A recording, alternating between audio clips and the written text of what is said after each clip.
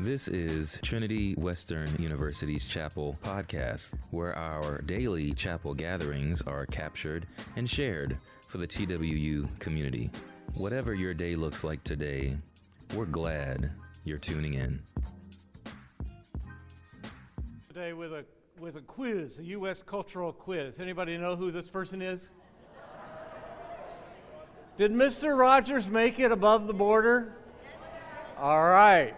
Well, when he became famous and when he would speak anywhere, he would always pause in the middle of his talk and say, we're going to be quiet for 2 minutes, which is a long time if I started timing right now. We're going to be quiet, and I want you to think of someone who profoundly affected you. Now, they didn't give me much time today, so I'm not going to do that, but as I'm talking, you can kind of think of somebody who deeply affected you. If you asked me that question, it would be a man named Dr. Paul Brand. He was a missionary surgeon, orthopedic surgeon who worked with leprosy patients. In fact, he was offered the head of orthopedics at Stanford University Medical School, at Harvard, at Oxford, and he turned all three of them down to do one thing, to work with some of the lowest people on the planet. And those are people in India who were mostly in the untouchable caste, now called Dalits, who had leprosy. That's as low as you can get. They're already at the bottom of the social ladder, and then they're kicked out of their family, out of their village. And he was the only surgeon, orthopedic surgeon in the world working with, at that time, 12 million leprosy patients. He's the one that discovered that leprosy is not like everybody thought. Most people thought it was like jungle rot or flesh-eating bacteria, because they would see people with leprosy who would lose their fingers and lose their toes and go blind. And he discovered the reason they do that is because they lack pain. They don't feel pain anymore, so they actually destroy themselves. I've met leprosy patients who lose all their toes because they insist on wearing shoes that are too tight. You and I would break them in. We'd take them off and put on slippers. They don't feel the pain, so they keep them on and gradually develop a blister, callus, and then a wound and an infection, and then eventually the body absorbs the bone. About a third of people who have leprosy go blind. Why? Well, I've been watching you guys. You blink. You've been blinking the entire time. There's a little pain cell in your eye that tells you to blink 28,000 times a day. And if you didn't do that, try it the entire time I'm talking, keep your eyes open, don't blink, you will feel pain. We have these lovely pain cells in our butts, and it's why you kind of shift back and forth. And if you didn't do that, if you work in a hospital, some of you are going to be nurses, you realize one of the worst enemies that you have is bed sores. You get bed sores when you lie on the same cells for 4 or 5 hours, cut off circulation, and the tissue will go necrotic, it'll die. You could get an infection, you could die because of simple bed sores. We have these lovely pain cells, but those with leprosy don't. Well, I had never met anybody who was an advocate on behalf of pain, so I started writing books with Dr. Brand. That's what he looks like. I'll show you what I look like. Would you trust your life to a guy who looks like that? But I was 27 years old, he was in his early 60s, and he just turned over his life to me. And we wrote this book together fearfully and wonderfully, and it's called The Marvel of Bearing God's Image. I've thought about that word a lot, image. We use it in funny ways. You got to have the right image. I noticed the musicians up here, they're barefoot because that's cool. Musicians, you got to have the right image. And a lot of universities, they'd have tattoos all over and shaved heads, but you guys are just getting to the barefoot stage, so that's okay, And I also noticed there's only one person in this whole gymnasium who's wearing a tie, and that's your president, because that's got the right image. If you're a college president, university president, you got to be wearing a tie. You can't be barefoot with tattoos, can you, Mark?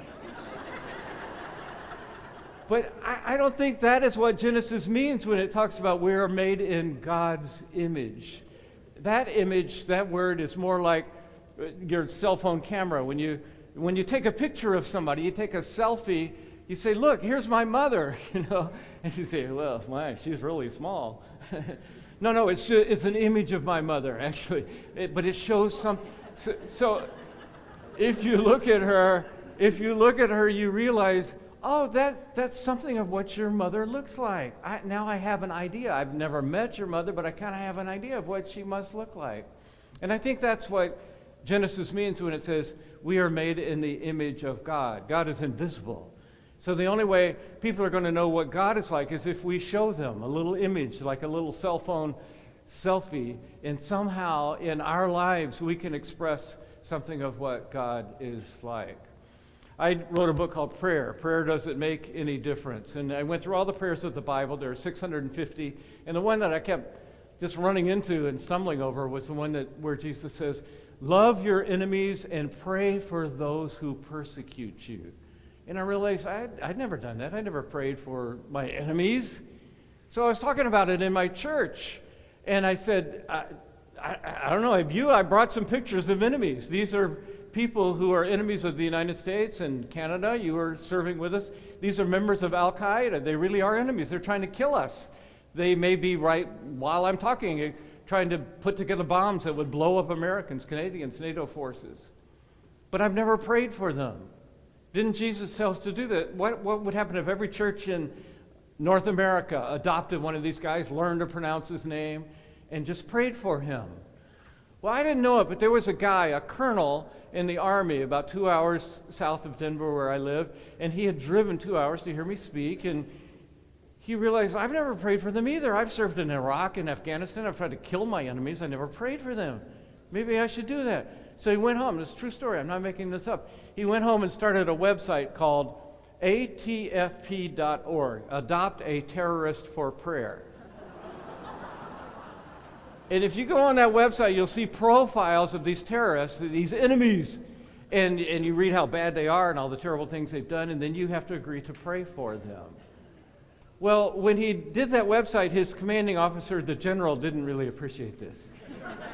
I am trying to teach my soldiers to kill these guys, and you're trying to get them to pray for them?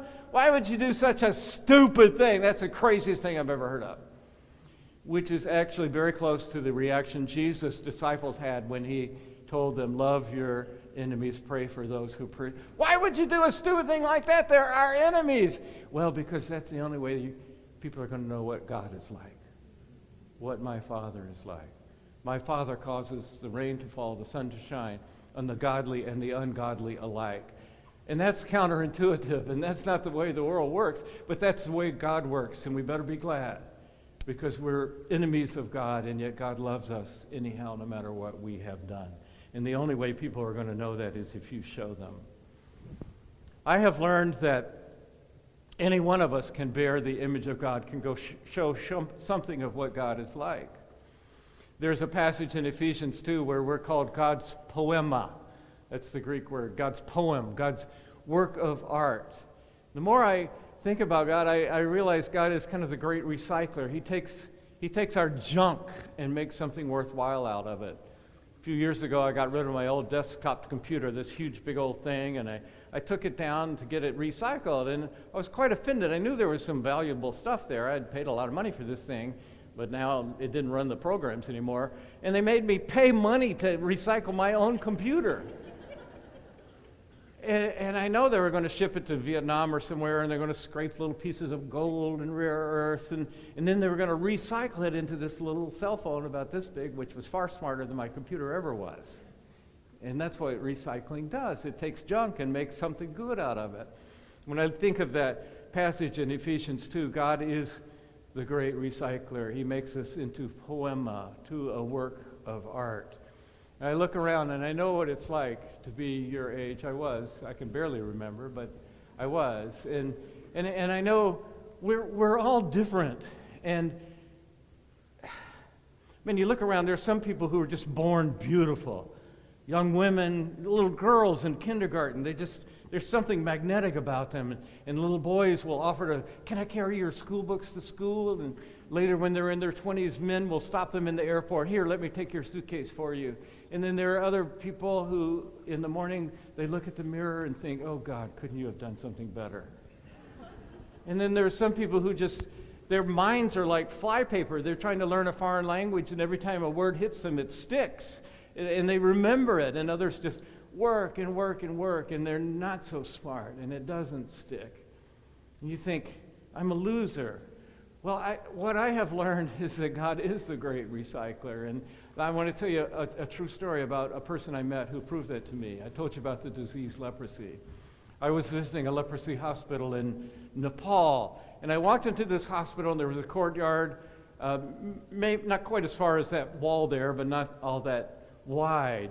And at the end of the courtyard, there was a woman, and I got to tell you, it's the ugliest human being I've ever seen in my life. She had had leprosy for many years. She had no toes left. They had worn down.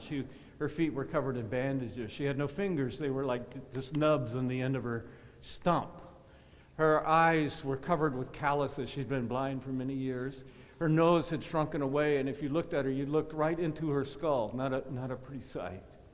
So we just kind of acknowledged her and kept going and got a tour of the hospital. When we came back, that woman had made her way all the way across the courtyard. She couldn't walk, of course, so she would move like this. She'd plant her elbows and drag her body behind her. Drag her body. And she had come all the way across that courtyard because she heard our voices. She wanted to meet us. Well, I saw this woman and felt sorry for her, and I figured she must be a beggar. What else can you do looking like that in a place like Nepal? So I reached in my pocket to see if I had some Nepali coins that I could give her. My wife, who is a social worker in Chicago, who's here today, had a much more different and more holy reaction. She went to this woman, and she sat down and put her arm around her, and that's when I snapped this photo. The woman started singing. Of course, we didn't know Nepali, but we didn't have to. We knew the tune. She was singing, "Jesus loves me, this I know, for the Bible tells me so." I went away from that experience convicted first by my initial reaction and also overwhelmed that the God of the universe, a God who could spin off 1 trillion stars, looked at Danmaya, this woman, because the doctor told me, "I want you to meet Danmaya. She's no beggar. She's the closest thing to a saint that I know." In fact, every time the chapel doors are open, Danmaya's there greeting visitors. And do you have any prayer requests, Philip? Because for some reason, Danmaya's prayers tend to be answered. She's a prayer warrior. And I had judged her as a beggar, and God looked in Danmaya, and by any standard you can come up with in this world, she was a failure. She had no money, she had no beauty, she had no resume, she had no success. And yet God could look at her and say, "I can make a comfortable home in Danmaya. I can make a poema. I can make a work of art in this woman, Danmaya." And he did. Sometimes I ask myself, why did God do it this way? God wanted to make God's own self known, so he did it in kind of a scary way in the Old Testament, and then he said, "I'm going to show you exactly what I'm like." And Jesus came, the Son of God, who is the exact image of the invisible God. If you want to know what God is like, just look at Jesus. And if your mental image of what God is like doesn't match up with Jesus, you need to clean it up. Because Jesus is the true image, the exact image of the invisible God. Okay, I get that. So then why the church? Why? I mean, Jesus only stayed around for 3 years of work, and then he said, "Okay, I've done my job. It's over. It's finished. I'm going to leave. Now it's up to you. So you go into Judea, Samaria, the outermost parts of the world, and show the world what God is like. That God of love and mercy who even loves enemies. That God who cares about justice, who cares about the weak more than the strong, who cares about the poor more than the rich." Because we have these standards up here, but God has a kind of upside down standard. Because you're made in my image. You're not like animals that leave the herd that leave the wounded behind. The herd moves on. We're not like that. No, we're made in the image of God. And I'll leave you with my last illustration, which helps me understand the church. It comes from the little town where I live called Evergreen, Colorado. Only 7,000 people there. We have a high school. It has a high school orchestra, an actual string orchestra. They still do that in Evergreen. And it's kids who look like this, jeans and T-shirts. And I love classical music. I listened to the Chicago Symphony Orchestra when we lived there 15 years, right on the front row. I loved it. When I got there to Evergreen, I realized there's a big difference between Chicago Symphony and Evergreen High School Orchestra. This group will tackle pieces of music that they really have no right. And here's what I learned. that when the Evergreen High School Orchestra plays Beethoven's Ninth Symphony, don't blame Beethoven. It's not his fault. Those screechy, scratchy, out of tune, out of harmony sounds coming out from that gang of kids is not what the maestro Ludwig van Beethoven had in mind. And yet every once in a while, they will hit a passage of harmony and peace and beauty. And you can see the parents in the stands of the gymnasium as the kids are playing. That's my boy, that's my girl. They're creating beauty. And you can see that pride. And I think that's how God feels about us, his church. Because so many times we get it wrong, but every once in a while we get it right. And we refract something of that image of God. And the world can say, oh, that's what grace is. That's what love is. That's what justice is. That's what God is like. That's what we're called to do. One of the proud chapters of history, of Christian history, is that almost every advance in the understanding and treatment of the disease leprosy came about from Christian missionaries. Why? Because they were the only ones willing to reach out and touch and risk their lives working with leprosy patients whom they feared at the time. Sometimes we do it right. The treatment of leprosy is one of those times. But don't forget, God is a great recycler. He can make a poema, a beautiful artistic creation out of you, out of me. That's what it means to bear the image of God. Thank you. Thanks for joining us today. We hope that this message has challenged, encouraged, and inspired you as we continue learning and growing together in discipleship to Jesus. Every week, you'll find new chapel messages on our channel from local and international speakers, ranging in diverse and engaging topics. So go ahead and subscribe for the latest of what's going on in chapel. Much love and happy listening.